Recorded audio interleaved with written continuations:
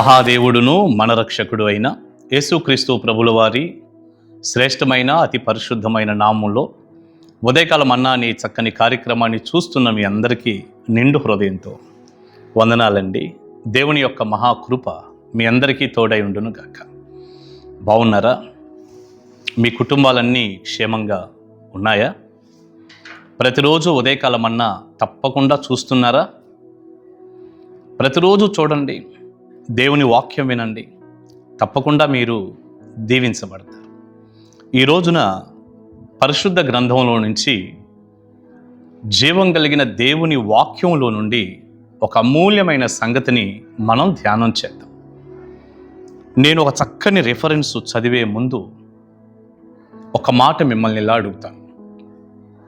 అదేంటంటే, దేవుని నువ్వు నమ్ముకున్నావు, విశ్వసించావు, దేవుని మందిరానికి వస్తున్నావు, ప్రార్థనా జీవితాన్ని కలిగి ఉన్నావు, బాప్తిస్మం పొందావు, రక్షింపబడ్డావు. చాలా సంతోషం. దేవుడు ఏం చేస్తాడు అంటే మనకు సహాయం చేస్తాడు, అనేకమైన ఆశీర్వాదాలు ఇస్తాడు. మన అవసరతలు అడుగుతాం, ప్రభువా నాకు ఇది కావాలి, అది కావాలి, నాకు సహాయం చేయమని. దేవుడు తప్పకుండా సహాయపడతాడు. తప్పనిసరిగా ఎన్నో ఆశీర్వాదాలు మనకిస్తాడు. ఇస్తున్నప్పుడు మనం ప్రభువుని ఎంతో స్తుతిస్తాం. ఒక మంచి ఇల్లు ఇచ్చినప్పుడు, ఒక మంచి కారు ఇచ్చినప్పుడు, బిడ్డలకు వివాహం అయినప్పుడు, వీలైతే మగపిల్లలే పుట్టినప్పుడు, కాస్త సమృద్ధి అయినటువంటి ఆస్తిపాస్తులు దేవుడు మనకి అనుగ్రహించినప్పుడు, ఆరోగ్యం ఇచ్చినప్పుడు, మంచి చదువో ఉద్యోగమో ఇస్తే, ఇలా మనం ఆలోచిస్తూ పోతే ఇవన్నీ కూడా దేవుడు ఇస్తాడు. ఇచ్చిన ప్రతిసారి మనం ప్రభువుని స్తుతిస్తాం. దేవుడు గొప్ప దేవుడు, దేవుడు మంచి దేవుడు అంటాం. దేవుణ్ణి బట్టి ఆనందిస్తాం, దేవుణ్ణి బలంగా విశ్వసిస్తాం. నా దేవుడు గొప్ప దేవుడు, ఇవన్నీ ఇస్తాడు అని. చాలా మంచిది, చాలా సంతోషం. అయితే ఒక దైవజనుడుగా, ఒక అన్నగా నేను మిమ్మల్ని సూటిగా అడుగుతున్న ఒకే ఒక్క ప్రశ్న ఏంటంటే, ఇవన్నీ దేవుడు ఇవ్వకపోతే ఏంటి పరిస్థితి? మరోసారి చెప్పనా? ఇప్పుడు నేను చెప్పినటువంటి లిస్ట్ ఉందే, దేవుడిచ్చే ఆశీర్వాదాలు, అవేమీ దేవుడు ఇవ్వకపోతే, ఒక్కటి కూడా సహాయం చేయకపోతే, నువ్వు అనుకున్నది ఏది నీకు జరగకపోతుంటే, నీకు దొరకకపోతుంటే, అప్పుడేంటి పరిస్థితి?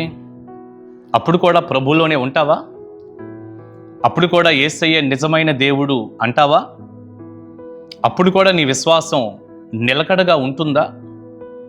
అప్పుడు కూడా ప్రభు సన్నిధిలో, ప్రభువా నీకు స్తోత్రమయ్యా, నేనేదో అడిగాను నా అవసరతను బట్టి, కానీ నువ్వేమి ఇవ్వలేదు, నీకు వందనాలు అని మనం చెప్పగలమా? ఒకవేళ అసలు ఇవ్వటం కాదు, ఉన్నవి కూడా కొన్ని నష్టాలు జరిగాయి.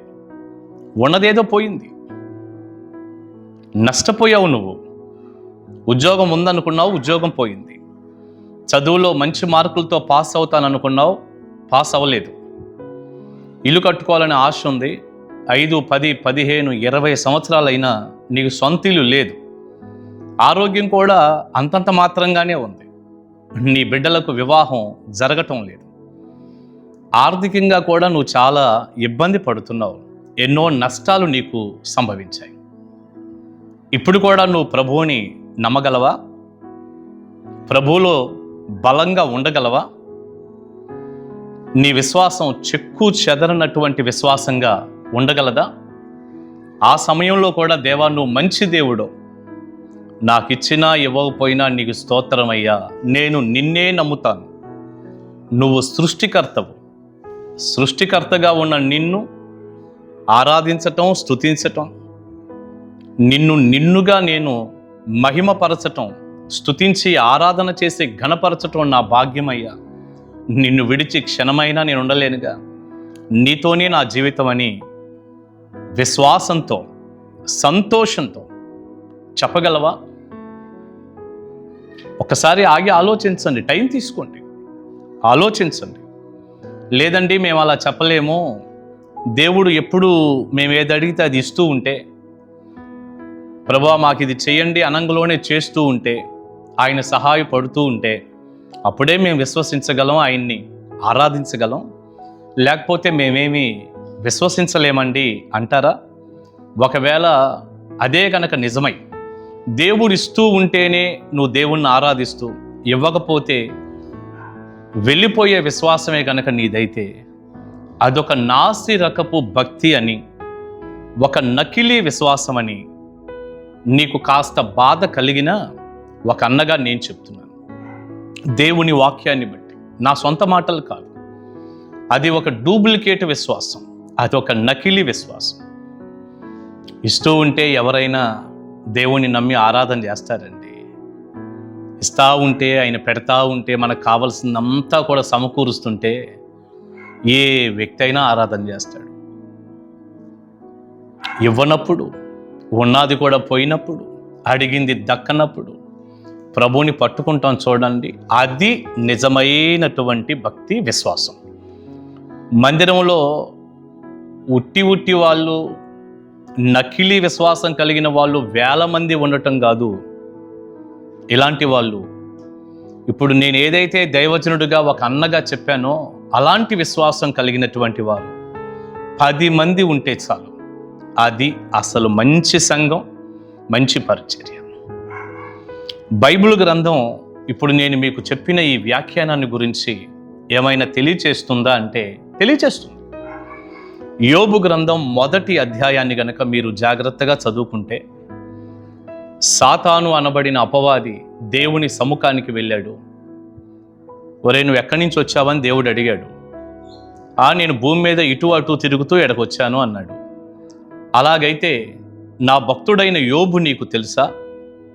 అతడు చాలా భక్తిపరుడు, యథార్థవంతుడు, న్యాయవంతుడు, చెడుతనాన్ని విసర్జించినవాడు, దేవుని యందు భయభక్తులు గలవాడు, నీకు తెలుసా అని దేవుడు అడిగాడు సాతాన్ని. ఆ మాట అడిగితే యోబుని గురించి అద్భుతమైన సాక్ష్యం దేవుడు అపవాదితో చెబితే, నా భక్తుడైన యోబు నీకు తెలుసా అంటూ అపవాదితో దేవుడు మాట్లాడితే, అప్పుడు సాతాను అన్నటువంటి ఒక్క మాట చూడండి. ఒకసారి మీ బైబిల్ గ్రంథాలు ఉంటే ఒక్కసారి చూడండి. యోబు గ్రంథం 1వ అధ్యాయం 9వ వచనం. భూమి మీద అతని వంటి వాడెవడూ లేడు అని దేవుడు అపవాదిని అడుగగా, అపవాది అంటున్నాడు, యోబు ఓరకయే దేవుని యందు భయభక్తులు కలవాడాయినా, నీవు అతనికిని అతని ఇంటి వారికి అతని కలిగిన సమస్తమునకు చుట్టూ కంచె వేసితివి కదా. నీవు అతని చేతి పనిని దీవించుచుండుట చేత అతని ఆస్తి దేశములో బహుగా విస్తరించింది.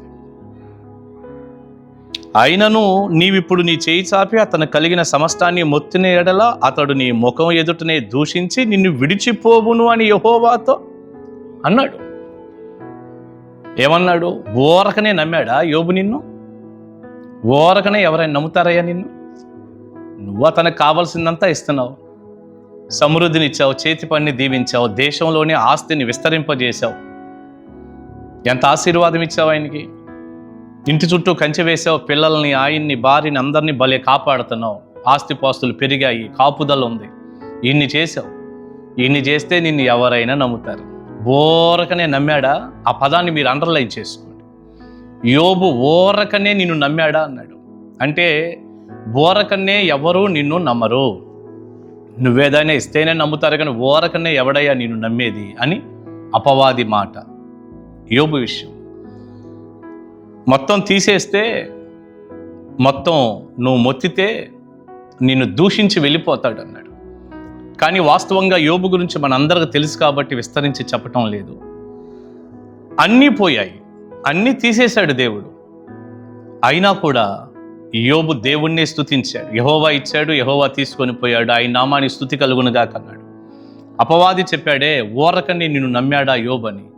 ఆ మాట యోబు విషయంలో అబద్ధమైంది. కానీ మన విషయంలో అది ఎంత నిజమో కదా. ఈనాడు ఎంతోమందిని చూస్తున్నాం, ఎంతోమందిని మనం చూస్తున్నాం. ఓరకన్నే మేము నమ్మం. ఎందుకమ్మా నువ్వు మందిరం మానేశావు? నేను వచ్చానండి, అడిగాను, ఇవ్వలేదు, మానేశాను. అదేనా విశ్వాసం? ఇంతకాలం ప్రార్థన చేస్తున్నాను, నాకు మంచి ఇల్లు లేదు, లేకపోతే మంచి ఉద్యోగం లేదు, లేకపోతే డబ్బు లేదు, అది లేదు, ఇది లేదు. ఇదేగా మన విశ్వాసం. లేదు కాబట్టి నేను దేవుడికి దూరంగా ఉంటాను, నాకు అక్కర్లేదు, దేవుడు అంటే కోపం, ఆయన్ని స్తుతించలేను. ప్రియులారా, ఇది ఒక నకిలీ విశ్వాసం, నకిలీ భక్తి. ఇది సరైన విశ్వాసం కాదు. నిజమైన విశ్వాసం యోబు లాంటిది. ఆయన ఇవ్వని ఇవ్వకపోని, ఆయన చిత్తంలో ఉన్నా చేస్తాడు. పేదరికంలో ఉండటమే దైవ చిత్తం అయితే హ్యాపీగా ఉంటాం. దానికేముంది? దేవుణ్ణి దేవుడిగా నమ్మటం, ఆయన ఆరాధించటం, అది కదా నిజమైన భక్తి, నిజమైన విశ్వాసం.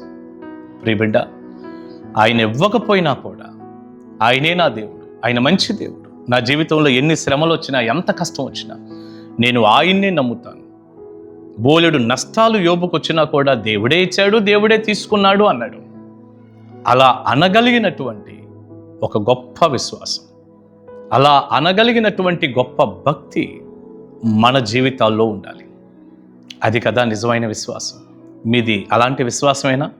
నిజంగా ఇలాంటి విశ్వాసంలోనికి వచ్చి చూడండి, ఎన్ని ఆశీర్వాదాలు పొందుతారో, ఎంత దీవించబడతారు, ఎంత సంతోషంగా ఉంటుందో.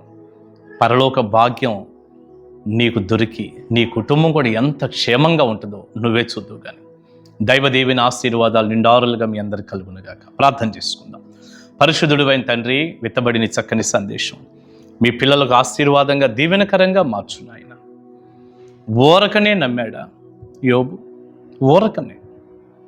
ఓరక ఎవరు నమ్ముతారయ్యా అని అపవాది అన్నాడు. కానీ మొత్తం నష్టపోయినా యోబు మిమ్మల్ని నమ్మాడు, విశ్వసించాడు. ఈ రోజున మీరేదైనా ఇస్తేనే నేను నమ్ముతాను అంటూ ఏదో ఈ చాక్లెట్ల భక్తి, బహుమతుల భక్తి, అందులో నుంచి మీ ప్రజలను విడిపించి దేవుడిచ్చినా ఇవ్వకపోయినా ఆయనే నా దేవుడు అంటూ మిమ్మల్ని విశ్వసించటానికి, మిమ్మల్ని ఆరాధించటానికి సహాయపడి అలాంటి ఒక గొప్ప సమూహాన్ని మీరు సిద్ధపరచండి నాయన. తద్వారా కలిగే దీవెనంతా మీ ప్రజలకి ఇవ్వండి. యేసయ్య నామాని ప్రార్థన మనవులు అడుగుచున్నాను తండ్రి. ఆమేన్. గాడ్ బ్లెస్ యూ అండి. దేవుని కృప మీకు తోడై ఉండును గాక. కలుసుకుందాం ఉదయకాల మన్నాను.